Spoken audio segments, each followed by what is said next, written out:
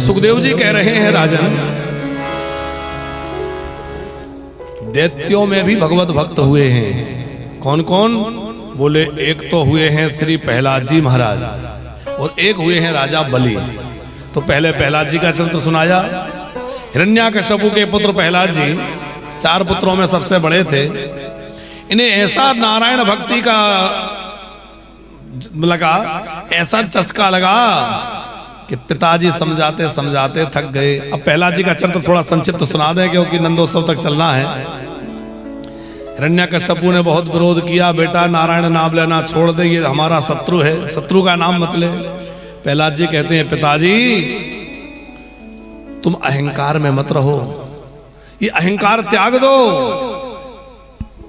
पिताश्री सबके हितैषी भगवान ही हैं, इसलिए क्या करो? बोले तत्साधु मन्ये सुरवर्य देहिना सदा समुद्विग्न धियाम सद्ग्रह ग्रहात्मपातम ग्रह मंदकोपम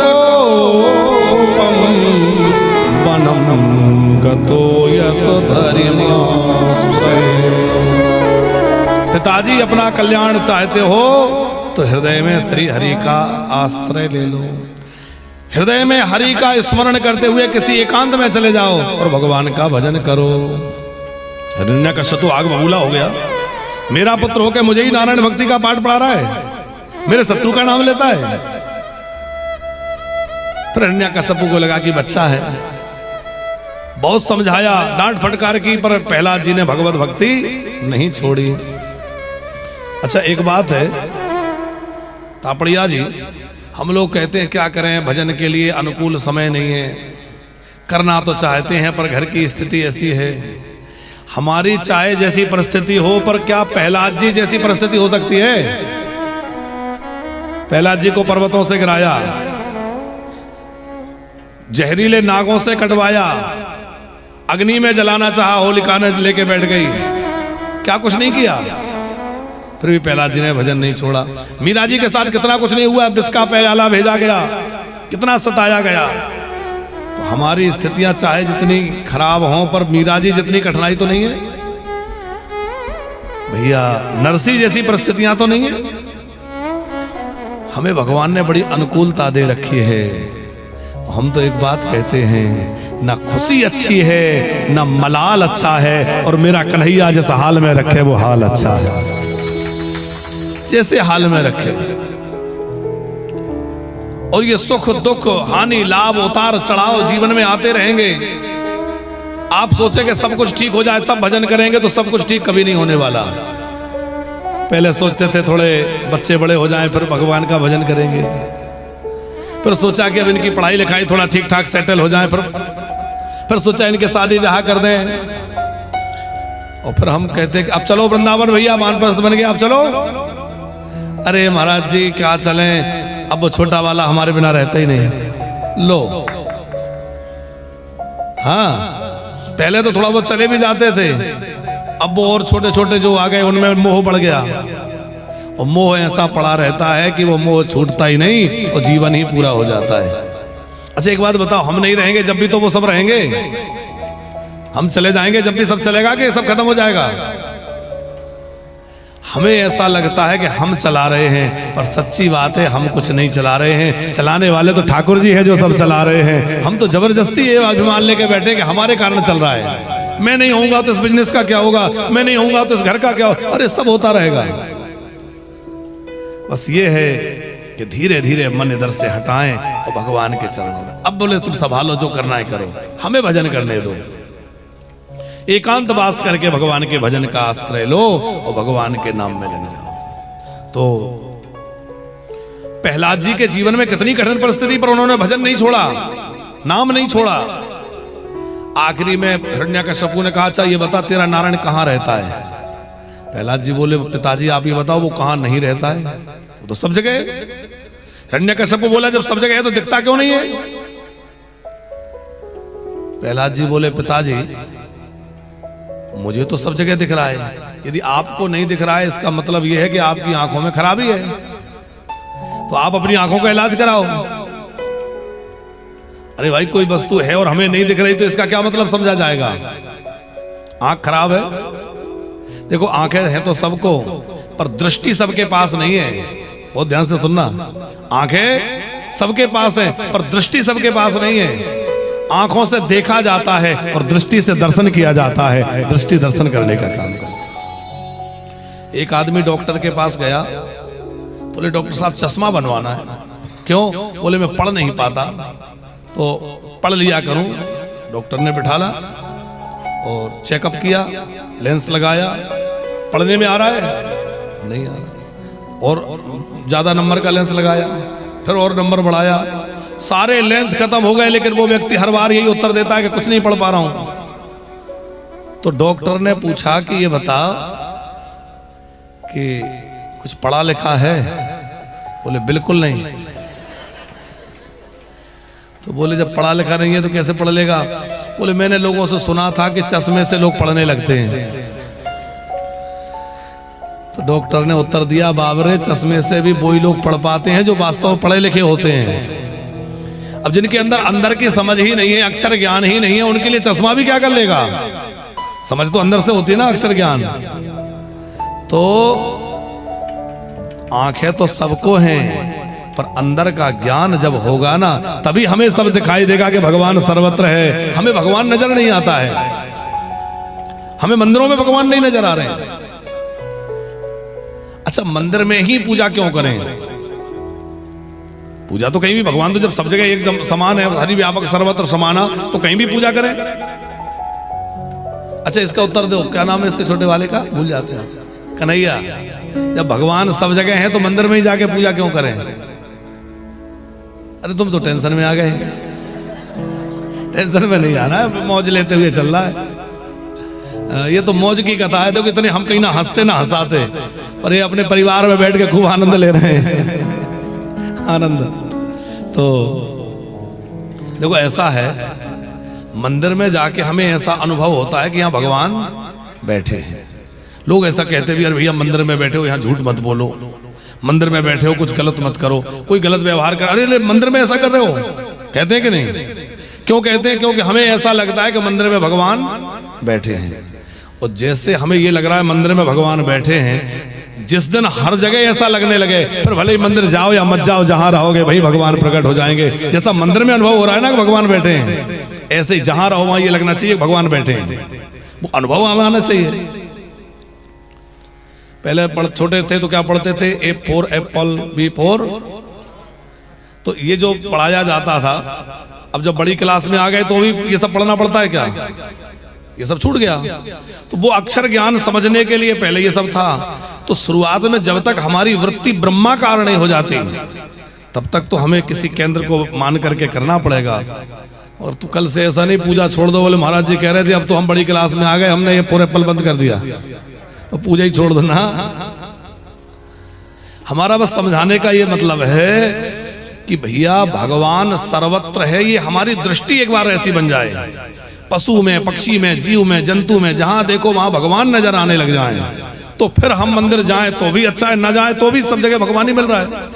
पर जब तक ऐसी दृष्टि ना बने तब तक तो हमें मंदिर जाना ही चाहिए, पूजा करते रहना चाहिए।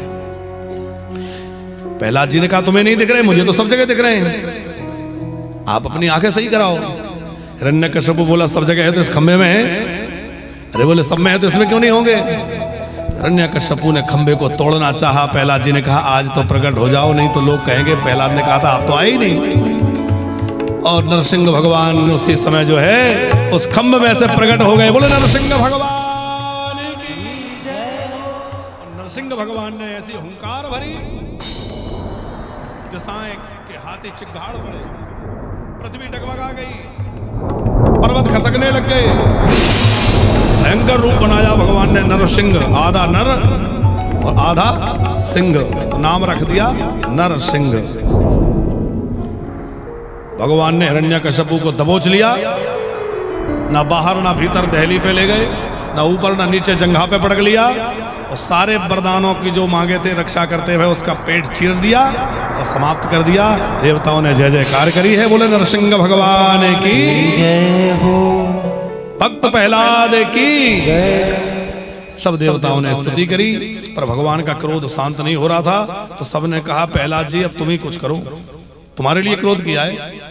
प्रहलाद जी को बिल्कुल डर नहीं लगा, दौड़ते हुए गए और भगवान के सामने पहुंच के खड़े हो गए। भगवान ने तुरंत उठा के गोदी में बिठा लिया और पूछा कि अच्छा ये बता बेटा, सब मुझसे डर रहे थे, कोई पास नहीं आ रहा, तुझे डर नहीं लगा? प्रहलाद जी बोले भगवान आप ये बतलाइए कि सिंह से सब डरते हैं, पर क्या सिंह का बच्चा कभी डरता है? बोले नहीं, बच्चा क्यों डरेगा? बोले इसी प्रकार आप चाहे जैसा रूप बना लें, पर आप तो मेरे पिता हैं, मुझे आपसे कोई भय क्यों लगेगा? क्यों? तो आप तो मेरे रक्षक हैं, आप मेरे भक्षक थोड़ी हैं। खूब सुंदर ये दिव्य कथा प्रहलाद जी का दिव्य चरित्र है। उसके बाद गज और ग्राह का प्रसंग है 8वें स्कंद में। ग्राह ने गज का पैर पकड़ लिया तो गजेंद्र ने भगवान की स्तुति करी और गजेंद्र की पुकार सुनकर के भगवान दौड़ कर आए, ग्राह का मस्तक काट दिया तो गजेंद्र का भी उद्धार किया। उसके बाद समुद्र मंथन की पावन प्रसंग है। जब देवता परास्त हो गए तो अमृत प्राप्ति के लिए समुद्र मंथन राक्षसों ने और देवताओं ने मिलकर किया। सीरियल में देखते होगे ना, समुद्र मंथन हुआ और उस मंथन में सबसे पहले क्या निकला? विष। और जब विष निकला तो सब घबरा गए, अब क्या करें? भोले बाबा के शरण में गए, बाबा आप ही रक्षा कर सकते हैं। भोले बाबा ने पार्वती जी से पूछा, देवी जी ये सब कह रहे हैं जहर पी लो, क्या करूं? P low. अब कौन पत्नी होगी कह दे पी लो। वो आजकल तो खैर ऐसे भी हो रहे हैं कि पिला भी सके, ड्रम में मिल रहे हैं तो इसमें कौन बड़ी बात है। पर माता पार्वती तो पार्वती हैं। पार्वती जी जानती हैं महादेव का क्या प्रभाव है। पार्वती मैया ने कहा कि हे महादेव, जिसमें जगत का कल्याण हो आप वही करिए। ये नहीं कहा जहर पी लो, क्या कहा? जिसमें जगत का हित हो आप वही करिए। भगवान महादेव उस विष को पान कर लिए। देवताओं ने पूछा कि कहीं चक्कर वक्कर तो नहीं आ रहे? इतना विष पान कर लिया। भोले बाबा बोले मुझे विश्राम मिल रहा है। बोले विश्राम कैसे? बोले अंदर राम थे, ऊपर से विष पिया तो विष और राम दोनों मिल गए तो क्या बन गया? जिसके हृदय में राम होंगे यदि वो विष भी पी लेगा तो विश्राम ही मिलेगा। संसार का विष भी उसको विश्राम देता है जिसने राम का आश्रय ले रखा है। इसलिए जीवन में राम का नाम, भगवान का नाम न छूटे। फिर धीरे धीरे करके कामधेनु, उच्चैःश्रवा आदि आदि रत्न निकले। फिर अंतिम रत्न के रूप में अमृत निकला। भगवान ने मोहनी रूप धारण करके देवताओं को अमृत पान कराया। और राक्षसों को जब पता चला कि ये मोहनी कोई मोहनी नहीं है, ये तो मोहना है, तो फिर युद्ध की तैयारी करी। बड़ा भारी देवासुर संग्राम हुआ, लेकिन चूंकि देवता अमृत पान कर चुके थे इसलिए विजयी हो गए। बलि मारा गया। पर गुरु मेहरबान तो चेला पहलवान। मरे हुए राजा बलि को शुक्राचार्य जी ने संजीवनी विद्या के प्रभाव से पुनः जीवित कर दिया और फिर विश्वजित नाम का यज्ञ करवाया। उस यज्ञ के द्वारा इतना बल पराक्रम उसको प्राप्त हो गया कि राजा बलि ने पुनः जो है स्वर्ग पर आक्रमण किया। देवता परास्त हो गए। तीनों लोगों का मालिक कौन बन गया? बलि तीनों लोगों का शासक बन गया। उसके बाद ब्राह्मणों की खूब सेवा करता था राजा बलि। उसमें एक विशेषता थी कि ब्राह्मण भक्त था। बाद में यज्ञ करने का निश्चय किया। उसने अपने गुरुजी से पूछा कि अच्छा गुरुजी ये बताओ कि इंद्र बनने का संविधान क्या है? संविधान होता है ना सब चीज का। तो गुरुजी ने कहा कि जो 100 यज्ञ कर लेता है वो इंद्र बनता है।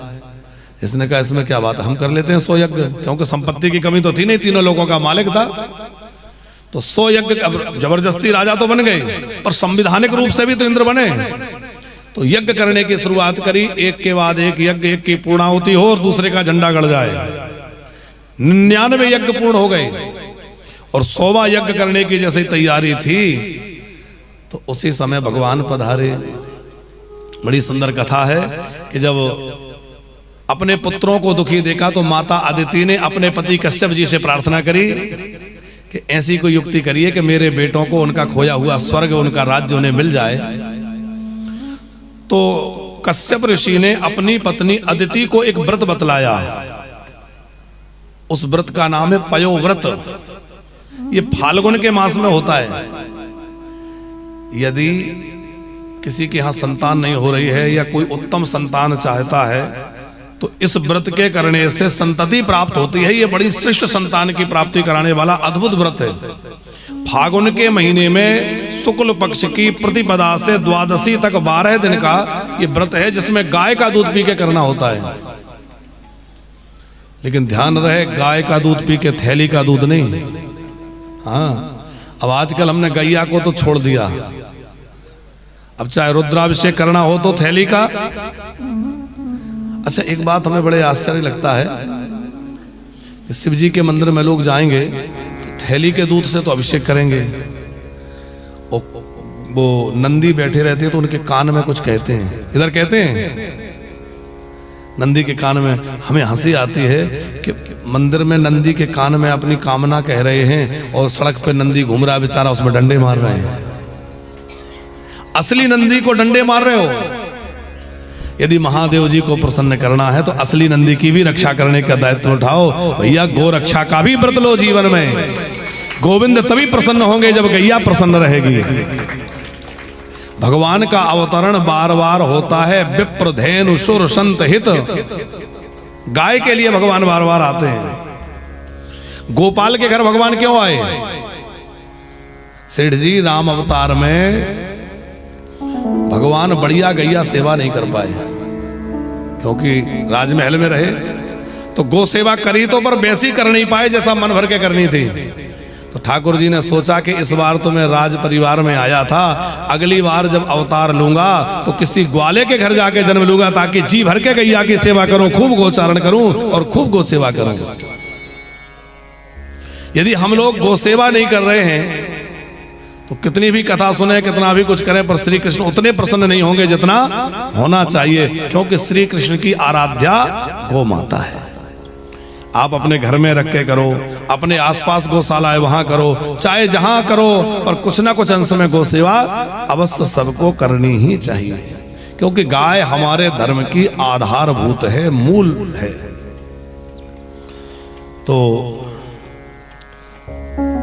पयोव्रत जो है माता अदिति ने किया गाय का दूध पी करके, और उस व्रत के प्रभाव से अदिति माता के यहाँ भगवत कृपा भई। भगवान श्री हरि नारायण ही पुत्र बन करके आए। और यहाँ भगवान का कौन सा अवतार हुआ है? वामन अवतार। भगवान छोटे से बन के आए। वामन माने बोना होता है, छोटा सा रूप बना के आए। तो वामन माने बोने बनकर आए, इसलिए भगवान का नाम पड़ गया वामन। बोले वामन भगवान की तम बटुम वामनम दृष्ट्वा मोदमाना महर्षया कर्मणि कारयामासु पुरस्कृत्य प्रजापतिम्। भाद्रपद मास के शुक्ल पक्ष की द्वादशी तिथि में भगवान प्रकट हुए। और वामन भगवान जो है उनको सूर्य नारायण भगवान ने गायत्री का उपदेश दिया। ब्रह्मा जी ने उनको कमंडलू प्रदान किया, बृहस्पति जी ने उनको यज्ञोपवीत प्रदान किया, चंद्रमा ने दंड दिया, पृथ्वी ने मृगशर्म दिया, अदिति माता ने कोपीन प्रदान करी, सप्त ऋषियों ने कुसा दी, सरस्वती मैया ने उनको रुद्राक्ष की माला दी, कश्यप ऋषि ने मेखला दी, कुबेर जी ने भिक्षा का पात्र दिया और अन्नपूर्णा मैया ने उसमें भिक्षा डाल दी। सब लेकर के अपने गुरुजी बृहस्पति जी को देने लगे। बृहस्पति जी बोले बेटा मुझे ये भिक्षा नहीं चाहिए, तो मुझे तो तीनों लोगों की भिक्षा ला के दो। गुरुजी तीनों लोग मेरे पास कहाँ है? बोले इस समय तीनों लोगों का राजा है बलि, उसके यहां जाओ। छोटे से वामन भगवान, पैरों में सुंदर खड़ाऊं, कमर में सुंदर कोपीन, लंगोटी लगी है, बढ़िया सुंदर जनेऊ, और ऊपर छोटा सा छाता लगाए हुए हैं, और चटपट खड़ाऊं बजाते भय वामन भगवान कहां चले? जहां राजा बलि यज्ञ कर रहा था। और जैसे ही राजा बलि ने देखा कि कोई ब्राह्मण देवता चले आ रहे हैं, उनका बड़ा तेज प्रकट हो रहा है, और किसी तेजस्वी तपस्वी ब्राह्मण को आते देखा तो राजा बलि अपने आसन से उठ के खड़ा हो गया। यज्ञ कर रहा था, यज्ञ के उस आसन से खड़ा हो गया, हाथ जोड़ करके नमस्कार करते हुए कहने लगा स्वागतम ते नमस्तुभ्यं ब्रह्मण किं करवामते ब्रह्मर्षीणां तपः साक्षात् मन्ये त्वार्य वपुर्धरम्। आज मेरा यज्ञ सफल हो गया, मेरे पुत्र तृप्त हो गए, मेरा जीवन धन्य हो गया। आप जैसे पवित्र और दिव्य तपस्वी महात्मा ब्राह्मण मेरे यज्ञ में पधार गए। स्वागत है, स्वागत है। वामन भगवान छोटे से हैं, बोले धन्य हो राजा बलि, तुम धन्य हो और तुम्हारा कुल भी धन्य है, क्योंकि प्रहलाद जी के वंश में तुम्हारा जन्म हुआ है। प्रहलाद जी के पुत्र विरोचन, विरोचन के पुत्र बलि। बोले तुमने अपने पिता, अपने दादा, सबके नाम रोशन कर दिया। अब राजा बलि सोच रहा है कि यह है तो छोटा सा बच्चा, पर इसको हमारे पिताजी का नाम, हमारे दादाजी का नाम, पूरी पीढ़ियां याद हैं। तो कोई महान तपस्वी है। आज्ञा करिए, मैं आपकी क्या सेवा करूं? आप यज्ञ में पधारे हैं, कुछ तो सेवा लीजिए। वामन भगवान बोले देखो हमें कुछ नहीं चाहिए, बस यज्ञ का दर्शन करने आए थे। नहीं, कुछ तो लेना ही पड़ेगा। अच्छा एक चीज देखो, भगवान मांगने के लिए गए हैं तो छोटे बनकर गए हैं। इसका मतलब क्या है? यदि आप मांगने जाओगे तो छोटा बनना पड़ेगा। इसलिए हो सके तो जीवन में मांगने से, यदि कम है तो कम में काम चलाओ, पर जहां तक हो सके लोगों मांगने से बचो, किसी से कुछ मांगना ना पड़े। पर भगवान वामन के प्रति कितनी अद्भुत निष्ठा है राजा बलि की, ब्राह्मणों के प्रति कितना आदर है। कहा कि आप कुछ तो आज्ञा करिए, मैं आपकी सेवा चाहता हूं। बहुत आग्रह करने पर वामन भगवान ने कहा ऐसा करो, ज्यादा ही तुम्हारी इच्छा है तो 3 पग भूमि दे दो।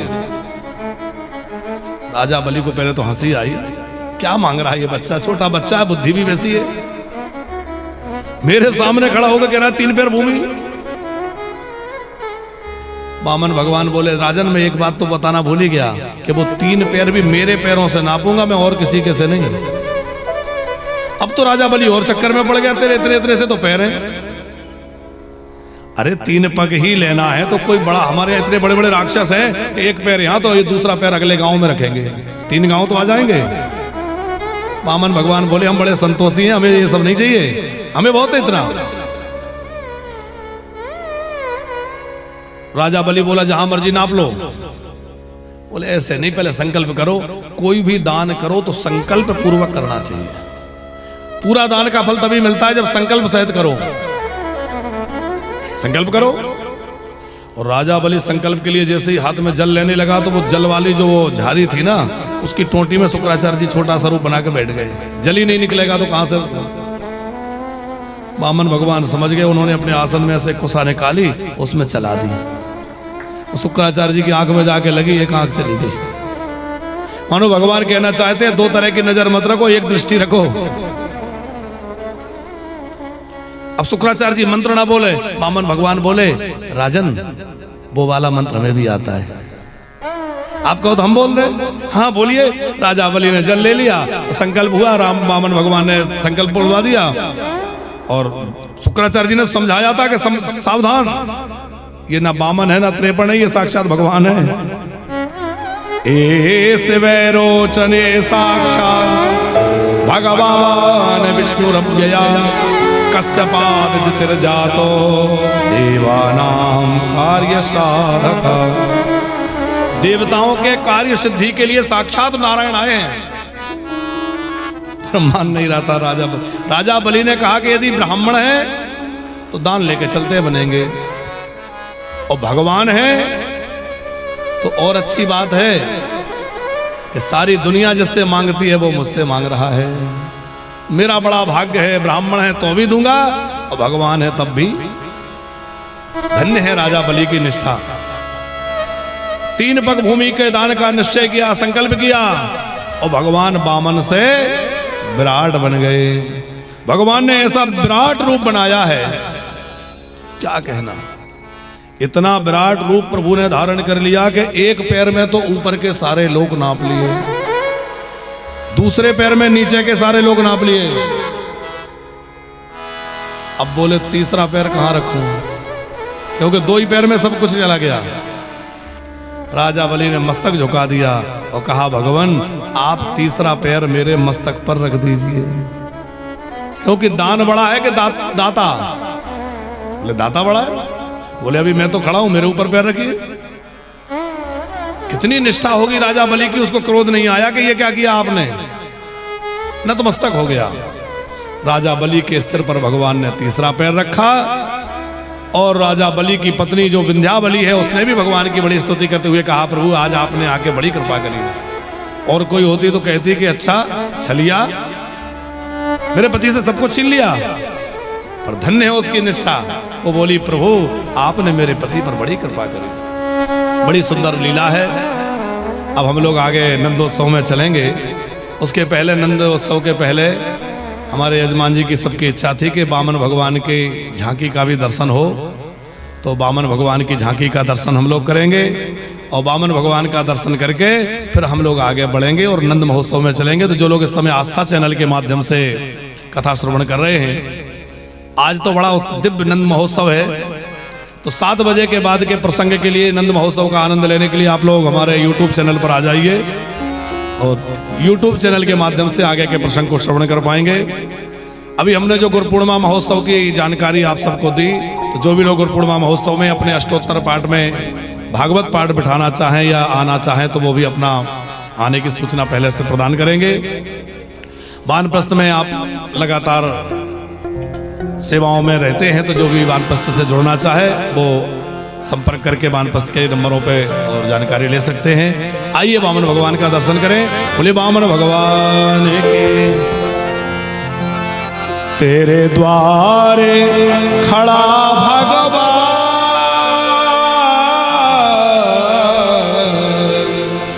तेरे द्वारे खड़ा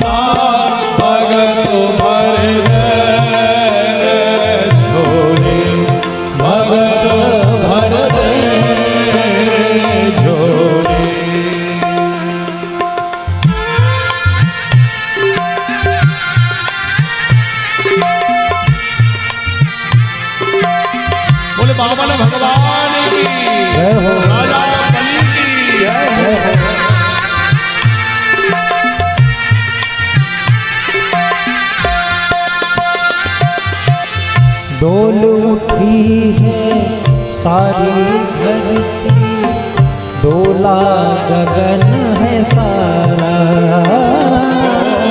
डोल उठी है सारी धरती, देख ले डोला गगन है सारा। भीख मांगने आया तेरे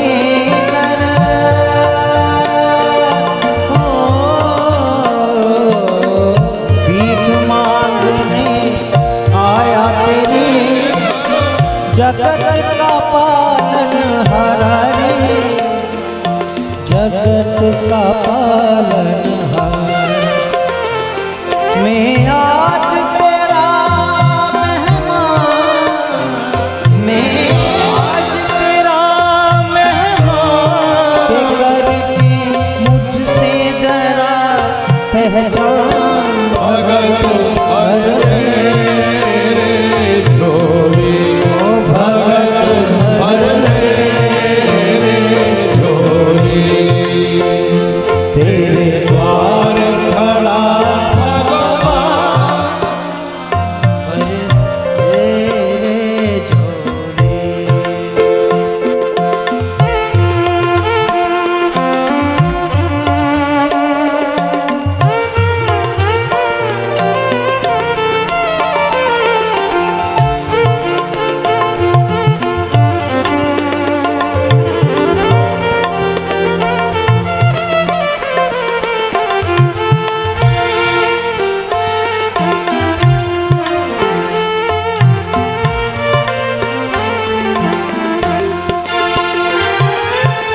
आज लुटा दे रे सर्वस्व अपना, मान ले कहना मेरा। आज लुटा दे सर्वस्व अपना, मान ले कहना मेरा।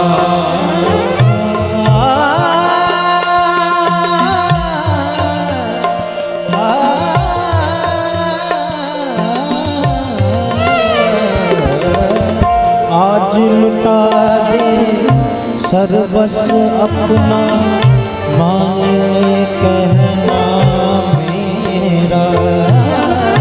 आज लुटा दे सर्वस्व अपना, मान ले कहना मेरा। मिट जाएगा पल में तेरा,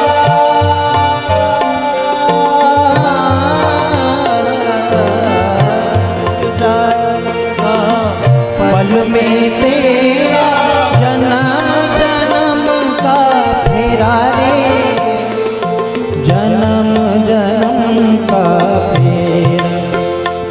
तू छोड़ सकल अभिमान, तू छोड़ सकल अभिमान, अमर कर ले रे तू अपना प्राण। भगत भर दे झोली, भगत भर दे झोली।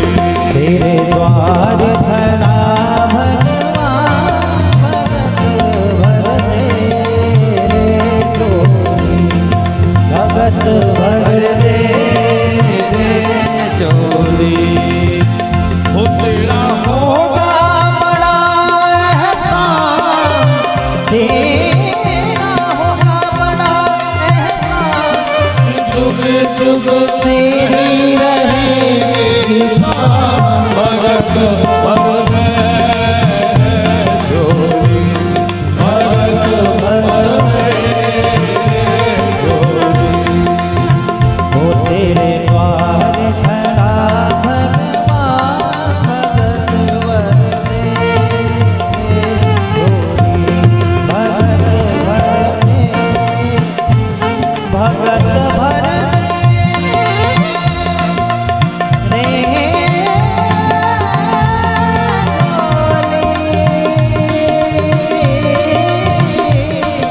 भगत भर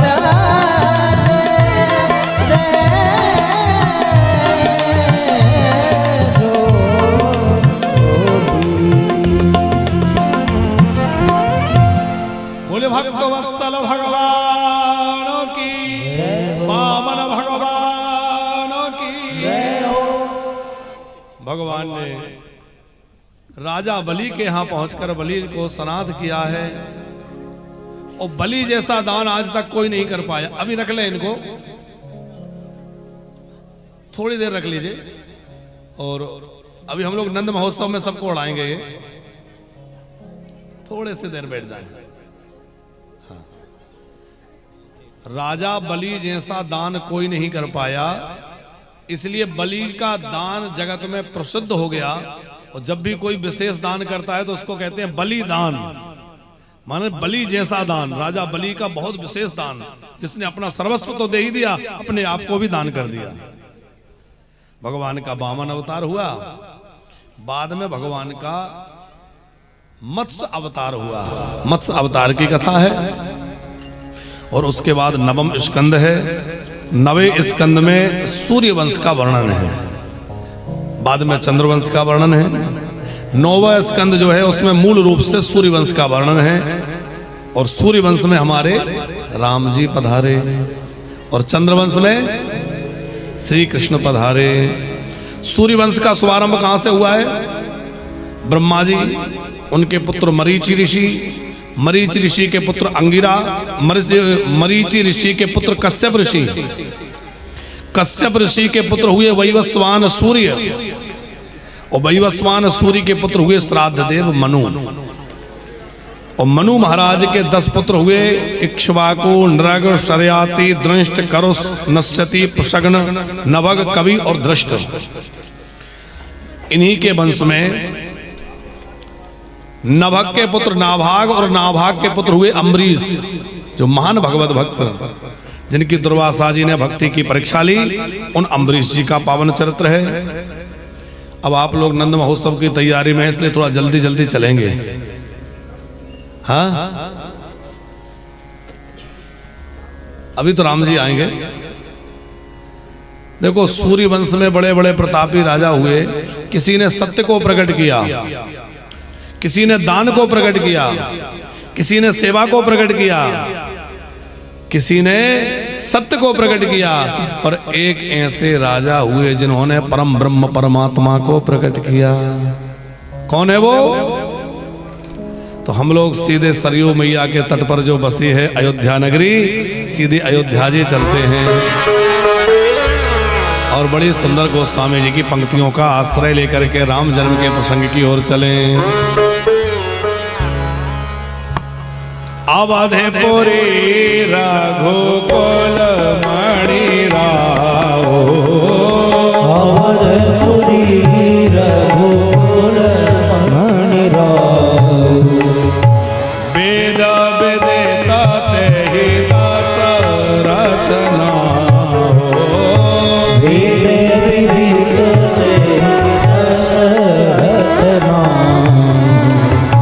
धर्म धुरंधर गुण निधि ज्ञानी, धर्म धुरंधर गुण निधि ज्ञानी, हृदय भगति मति सारंग पावी, हृदय भगति मति सारंग, हृदय भगति मति, हृदय भगति। मति सारंग।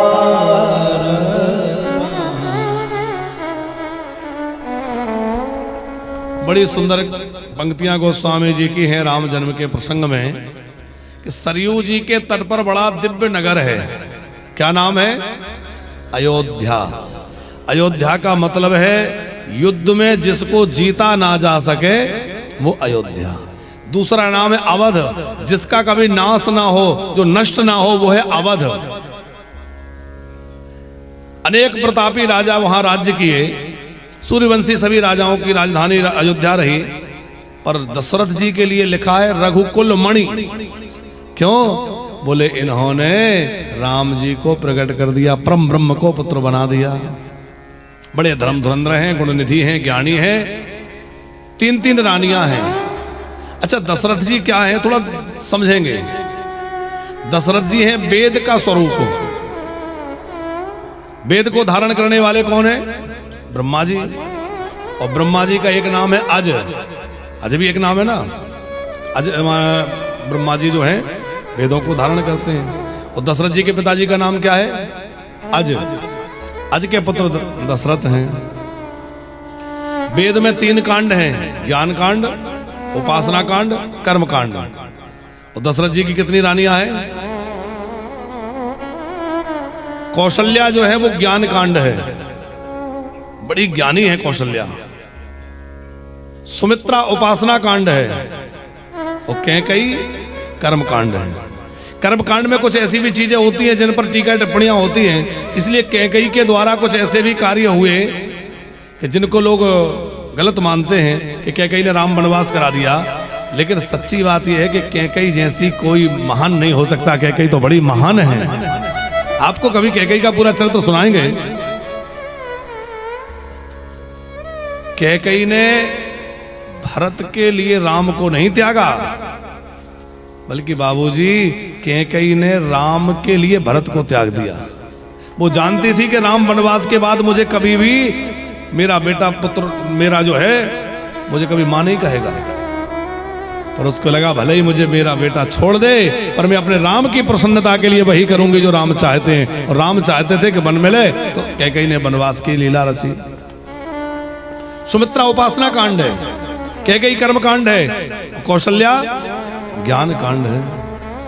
कौशल्या जी के ज्ञान को समझना है तापड़िया जी, तो जहां राम जी चित्रकूट में थे उधर से जनक जी का समाज आया, भरत जी पहुंच गए थे माताओं को लेके, और जनक जी आए तो सुनैना जी और कौशल्या जी के बीच की जो चर्चा हुई है वहां चित्रकूट में, उस प्रकरण को आप कभी पढ़िएगा। इतना गंभीर प्रकरण है, उसमें कौशल्या जी ने क्या अद्भुत उपदेश जो है महाराज जनक की धर्मपत्नी सुनैना जी को दिया है। देवी, इसमें किसी का कोई दोष नहीं है, जो कुछ हुआ है ये विधाता ने किया, उसमें क्या अद्भुत ज्ञान कौशल्या जी ने दिया है। अभी भगवत कृपा से ऐसा संयोग बना था कि थोड़े दिन पहले हम लोग भरत चरित्र पे कथा कर रहे थे, तो 5 दिन की कथा थी, 5 दिन थे, 5 दिन की केवल भरत चरित्र पर कथा थी। तो खूब हमने फिर भरत जी के चरित्र, कभी कभी हमें जब समय मिलता है, अभी बीच में समय था, एक बार ऐसा कोई योग बन गया तो नरसिंह जी के चरित्र पर कथा हुई थी। केवल नरसिंह जी का चरित्र 11 दिन हम लोगों ने किया था, केवल नरसिंह जी के चरित्र पर 11 दिन कथा हुई थी। आस्था चैनल पर लाइव टेलीकास्ट था। तो कभी कभी हम लोग अभी नाम महिमा पर एक बार कथा की, तो उसमें नाम के ही ऊपर केवल 5 दिन कथा चली। एक बार गोपी गीत पर कथा की थी। तो ऐसे स्वतंत्र विषय पर जब कथा होती है तो विस्तार करने के लिए पर्याप्त समय मिल जाता है। अब सप्ताह क्रम में तो जल्दी जल्दी जल्दी चलना है, नहीं तो पहुंच नहीं पाएंगे। पर आप जैसे प्रेमी श्रोता बैठते हैं तो लगता है ये भी कह दें, ये भी कह दें, ये भी कह दें, हैं? आप लोग इतने भाव से सुन रहे हैं, और आज तो पूरा हॉल एकदम खचाखच, नीचे ऊपर सब भरा हुआ है। तो वेद के 3 कांडों का जो आश्रय लेता है उसको 4 फल मिलते हैं। बेटा ध्यान दो, कौन कौन से? धर्म, अर्थ, काम और, देखो हमारे परीक्षित नंदलाल तापड़िया जी तो हैं ही, तो हमारे परीक्षित ये छोटे छोटे बच्चे ज्यादा हैं, इनको ज्यादा सुनाना है, क्योंकि आप लोग तो भक्ति में डूबे ही, इनको भी भक्ति से जोड़ना है। तो वेद के 3 कांडों का जो आश्रय ले उसको 4 फल विशेष रूप से मिलते हैं। कौन कौन से? धर्म, अर्थ, काम और मोक्ष। इसलिए तीनों रानियों के द्वारा कितने पुत्र हुए? तो वो 4 जो पुत्र हैं वो धर्म, अर्थ, काम और मोक्ष स्वरूप हैं। राम जी क्या है? रामो विग्रहवान धर्मः, श्री राम जी धर्म है। तो चारों की व्याख्या है। अब जो है दशरथ जी महाराज के यहाँ जब संतान नहीं थी तो उनको कोई चिंता भी नहीं थी, नहीं है तो नहीं है। एक बार इनके जो गुरुजी हैं वशिष्ठ जी की पत्नी ने कहा, क्यों जी हमारे राजा के यहाँ कोई संतान नहीं है और आप कोई उपाय क्यों नहीं करवाते, अनुष्ठान करवाइए, यज्ञ करवाइए। वशिष्ठ जी बोले, आज तक इन्होंने इच्छा ही नहीं जताई। अब जजमान कहे तो कराएं, हम अपने से पहुंच जाए। जजमान कहे, वाह गुरुजी आपको क्या पड़ी है? तो जजमान तो कहे कि कुछ करो। तो अब जैसे हमारे तापड़िया जी हैं, अब जब कहेंगे तभी तो हम कथा सुनाएंगे। यहाँ कई लोग कथा की इच्छा जता रहे थे, हमें कथा कराना है, हमें कराना है। तो हमने तो कहा भैया हम तो जो है यहाँ के इंचार्ज बना देते हैं हमारे राजन भैया को। अब जिनको कथा की बात करनी है, कुछ भी करना है तो कौन से करें? हमारे राजन भैया से बात कर लो। हमने कहा हम पश्चिम बंगाल के जो हमारे व्यवस्था जो है राजन भैया को ही बना जाते हैं। आप लोग जो भी है भगत जगत आपस में निपटो। तो वशिष्ठ जी ने विचार किया कि क्या करें, राजा के मन में इच्छा तो हो। गुरु माता बोली, इच्छा तो मैं प्रकट करा दूंगी। तो बोले फिर मैं कुछ युक्ति लगाऊंगा। तो गुरु माता गई, साथ में छोटे बच्चे को ले गई, और महल में थी सब माताएं, दशरथ जी सब बैठे थे। वो सिखा पढ़ा के बच्चे को ले गई थी, बच्चा जाके रोने लगा। अब बार बार समझाती है, बच्चा चुप नहीं होता, वो तो पढ़ा के लाई थी। दशरथ जी पूछते हैं, ये क्यों रो रहे हैं? गुरुपुत्र क्यों रो रहे हैं? अरे बोले बच्चा है, जिद कर रहा है, कोई बात नहीं, बताओ क्यों रो रहे हैं। तो बार बार पूछा तो धीरे से गुरु माता बोली, ये बच्चा रो रो के ये पूछ रहा है कि मेरे पिताजी तो इनकी पुरोहिताई करते थे, मैं किसकी करूंगा, इनके तो कोई संतान ही नहीं है। ये सुन के दशरथ जी को लगा कि वास्तव में क्या मेरे बाद सूर्यवंश यही पूरा हो जाएगा? क्या इस राजगद्दी को कोई उत्तराधिकारी नहीं मिलेगा? तो मन में गिलानी हुई। वो एक बार गिलानी हुई, इसलिए गोस्वामी जी कितने बढ़िया साध के शब्द लिखते हैं।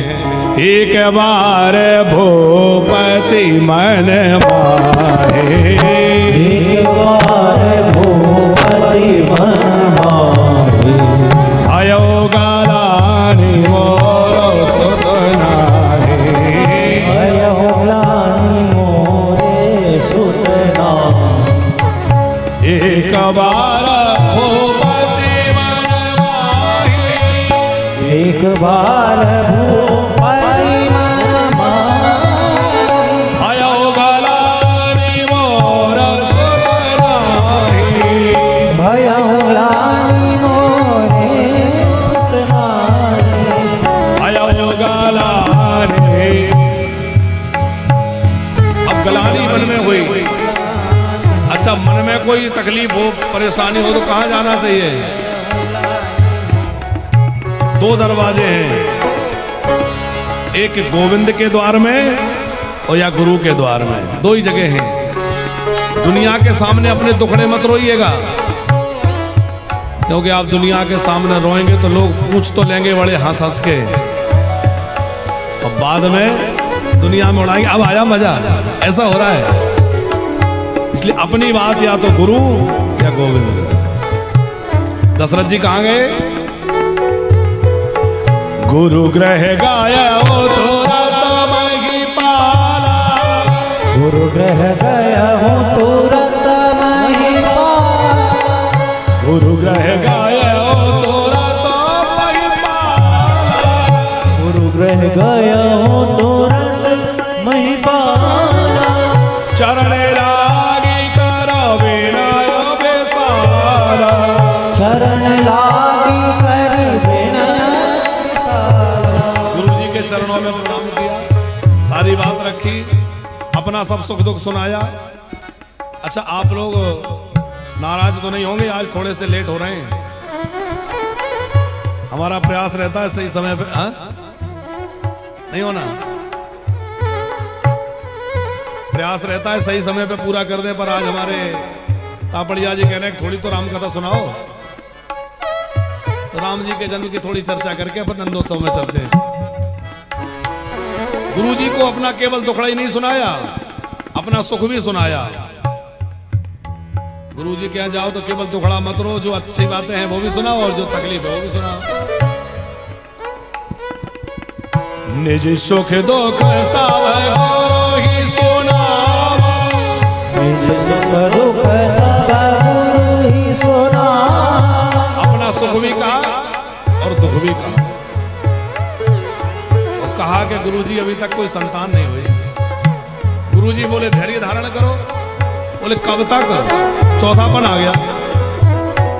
गुरुजी बोले चौथेपन तक धैर्य धारण किया है तो एक नहीं, दो नहीं, तीन नहीं, चार चार पुत्र होंगे। धरहो धीर हो धरहो धीर होई है सुरचारी, त्रिभुवन वेदित जगत भयहारी, त्रिभुवन विदित भगत भयहारी, धरहो धीर हो है सुतचारी, धरहो धीर होई सुरचारी, धरहो धीर, धरहो धीर, धरहो धीर हो है।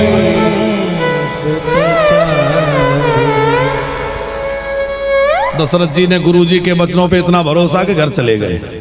श्रृंगी ऋषि को किसने बुलाया? वशिष्ठ जी ने। श्रृंगी ऋषि वशिष्ठ बुलावा, पुत्रेष्टि यज्ञ कराया। विधि पूर्वक आहुति हुई, सरयू जी के तट पर यज्ञशाला बनी। अग्नि नारायण भगवान प्रसाद लेकर प्रकट हुए। प्रसाद तीनों माताओं में बांटा गया और तीनों माताओं ने प्रसाद ग्रहण किया। अर्ध भाग कौशल्य ही दीना, उभय भाग आधे कर लीना। बड़े युक्ति पूर्वक प्रसाद बांटा, तीनों माताओं ने ग्रहण किया। तीनों माताएं सगर्भा भईं। धीरे धीरे समय व्यतीत हुआ और कौन महीना आ गया? चैत्र का महीना आ गया। चैत्र के मास में लोगों ने नवरात्र में देवी की उपासना करी, खूब भगवती शक्ति की आराधना भई। सारी तिथियां कह रही थी हमें अवतार लीजिए, हमें अवतार लीजिए, पर नौवीं रिक्ता है। भगवान बोले मैं रिक्ता में ही आऊंगा। नौवीं तिथि का चयन हुआ, क्योंकि 9 का अंक पूर्णांक है। आप 9 को जो है मल्टीप्लाई करो तो 9 दूनी तो 8 और 1 9 3 27 तो 2 7, ऐसे पूरा आप पढ़ते जाओ तो अंक 9 ही बना रहेगा। 9 जो है वो पूर्णांक होता है। राम जी परिपूर्ण ब्रह्म हैं, इसलिए 9वीं तिथि का निश्चय किया। दिन मंगलवार और अभिजित मुहूर्त, पुनर्वसु नक्षत्र, मध्य दिवस की बेला और उस पावन काल में ऋषियों के यज्ञ की अग्नि स्वतः जल उठी। भक्तों के मन प्रसन्न हो गए, चारों ओर आनंद की लहर छा गई। लगता है कोई बहुत बड़ी घटना होने वाली है, कोई बहुत विशेष उत्सव होने वाला है, और चारों ओर लोगों के मन हर्षित थे। ऐसे मध्य काल में सुंदर बेला में कौशल्या के भवन में चतुर्भुज रूप में भगवान प्रकट हो गए। बोले भक्त वत्सल भगवान। अब चतुर्भुज रूप में प्रकट भये तो बोले देख मैया मैं आ गया। कौशल्या जी बोले तुम तो कह रहे थे बेटा बन के आऊंगा। बोले आ तो गया, ऐसा बेटा होता है, छोटे बनिए। भगवान थोड़े से छोटे हो गए। अभी ठीक हूं? अभी कहां ठीक है? अरे बिल्कुल छोटा बनिए। भगवान और छोटे बन गए। कौशल्या जी बोली अच्छा ये बताओ, बच्चा जब जन्म लेता है तो कपड़े पहन के आता है, खिलौने लेके आता है? भगवान ने शंख चक्र विदा कर दिए। अभी ठीक हूं? अच्छा 4 हाथ वाला बच्चा कोई देखेगा तो क्या कहेगा? भगवान ने 2 हाथ हटा दिए। अब ठीक हूं? बोलिए कपड़े, छोटे से बालक बन गए कपड़े भी। अब तो कोई कमी नहीं है, अब तो बिल्कुल बालक बन गया। मैया बोली एक कमी तो अभी भी है। क्या? जब बच्चा जन्म लेता है तो बातें करता है कि रोता है? अरे आप तो बातें कर रहे हैं, कोई मानेगा कि कैसा बालक है बातें करता है? राम जी बोले रोए तो वो जिस पे कोई संकट हो, हम पे क्या परेशानी है, हम क्यों रोए?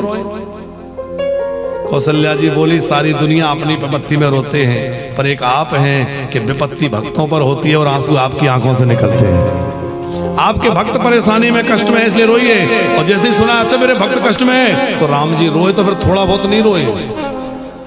सुनी बचन सुजाना रोदन ठाना, ठान लिया फिर इतना रोए कि क्या कहना। बड़े जोर जोर से रोए तो दासियों ने सुना कि कौन रो रहा है, बालक का जन्म हो गया। दासियां दौड़ पड़ी और जाकर महाराज दशरथ को समाचार दिया। महाराज दशरथ अपने हीरे की अंगूठी निकाल के न्यौछावर करने लगे। तब तक कैकेयी माता के भवन से दासी दौड़ती आई, महाराज बधाई हो। क्या हुआ? बोले कैकेयी मैया ने भी एक सुंदर लाला को जन्म दिया है। तब तक जो है सुमित्रा जी की दासी आई, महाराज सुमित्रा जी ने 2-2 बालकों को जन्म दिया है। अब तो महाराज हीरे के हार मणियां रत्न लुटाने लगे, आनंद होने लगा और राजा दशरथ जी के द्वार पर नौबत बाजने लगी, सहनाई बाजने लगी। आप सबको भी श्री राम जन्म की बधाई हो, बधाई हो, बधाई हो।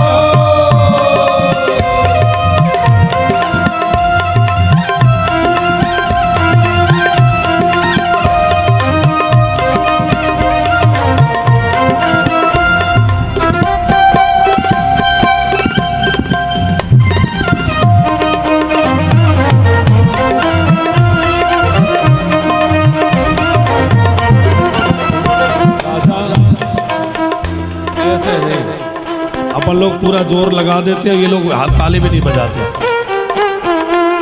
अरे अब तो उत्सव हो रहा है, बधाई हो रही है। वैसे भी घुटने दुखने लगे होंगे बैठे बैठे, थोड़े खड़े होके झूमते हुए।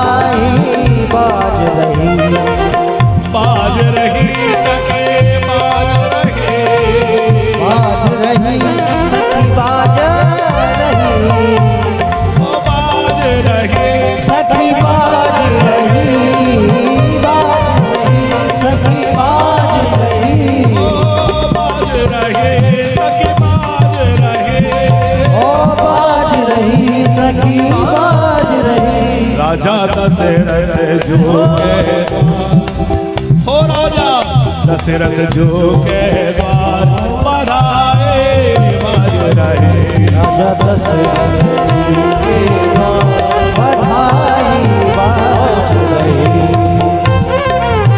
ये वाले कैमरे को यहाँ से साइड फ्रेम लगा दो, ये लोगों को स्थान पूरा मिल जाए। जय हो।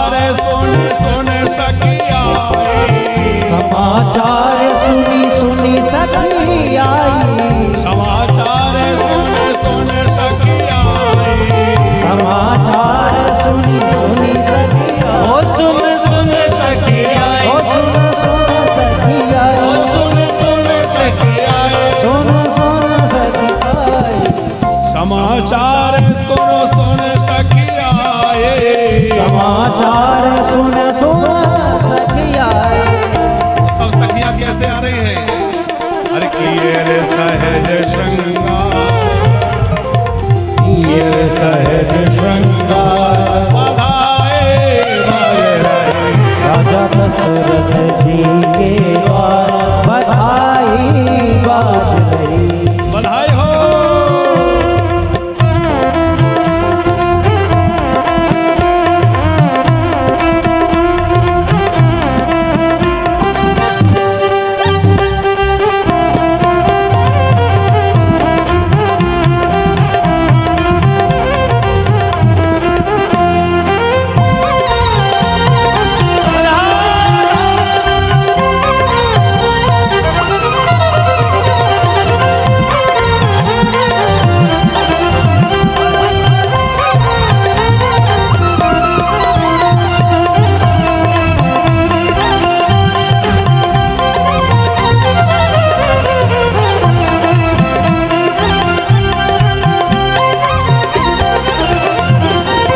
कौन पुण्य कर आई कौशल्या, कौन पुण्य कर आई यशोदा, कौन पुण्य कर आई कौशल्या, कौन पुण्य कर आई कौशल्या, आई कौशल्या, आई कौशल्या, आई कौशल्या, आई कौशल्या, कौन पुण्य कर आई कौशल्या, कौन पुण्य कर आई कौशल्या।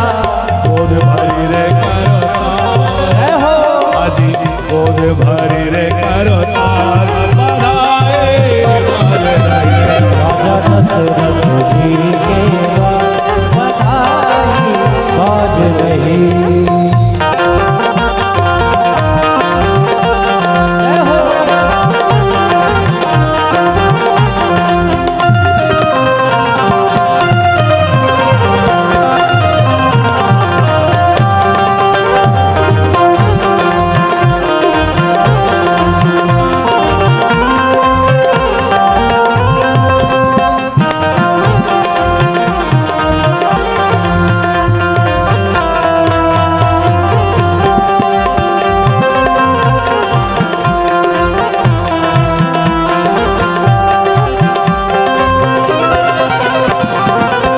मंगल राम बोलिए हाथों में, मंगल द्रव्य लिए हाथन में, मंगल राम बोलिए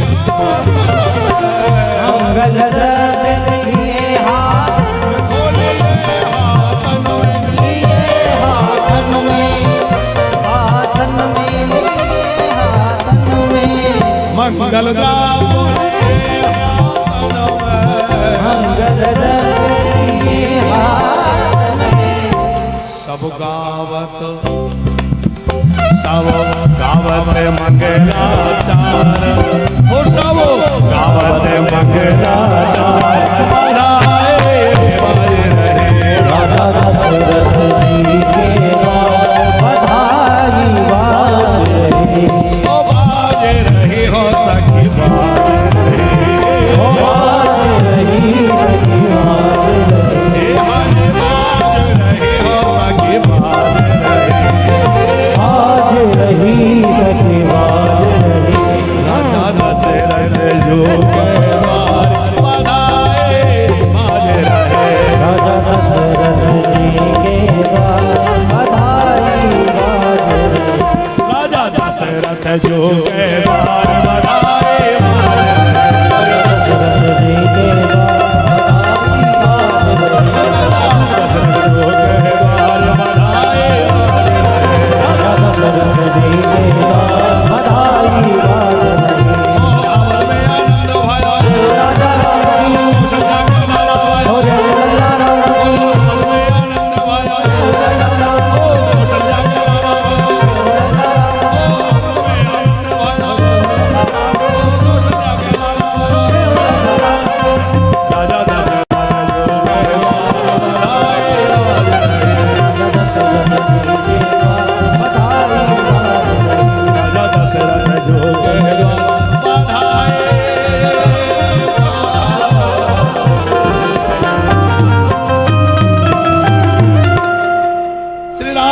की बधाई हो। बधाई हो। श्री भरतलाल जी की जय हो। श्री शत्रुघ्न लाल जी की जय हो। श्री लखन लाल जी की बधाई हो। बधाई हो।